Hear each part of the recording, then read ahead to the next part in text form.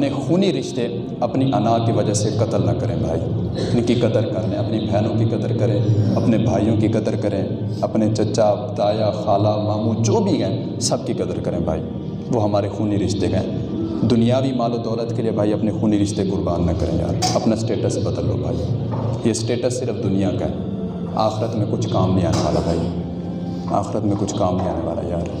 آخرت میں جب ہمیں اٹھایا جائے گا نا تو ہمارا کفن بھی ہم سے چھین لیا جائے گا بھائی، بر ہی نہ اٹھایا جائے گا ہمیں، کس چیز کی اکڑ ہے ہماری؟ تو جناب کی حالت یہ ہے اور حقیقت یہ ہے کہ بھائی ایک شرمگاہ سے نکلے گئے، پھر دوسری سے نکلے گئے، پھر قبر میں گھس جانا ہے، یہ ہماری حقیقت ہے۔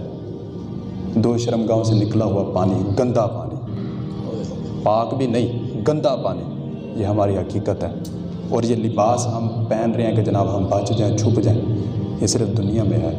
جب وہاں پر کھولا جائے گا نا یوم تبلی السرائر فما لہ من قوۃ ولا ناصر، وہاں پر کوئی چیز جناب چھپنے والی نہیں ہے، پھر کسی کو طاقت ہی نہیں ہے کہ وہاں پر کسی کا کچھ راز کچھ عیب چھپا سکے، اور ہر چیز کھول دی جائے گی۔ یوم تبلی السرائر، بچوں بھائی اس دن سے اپنے خونی رشتے بچا کے رکھو، اپنا سٹیٹس سائڈ پہ رکھو بھائی۔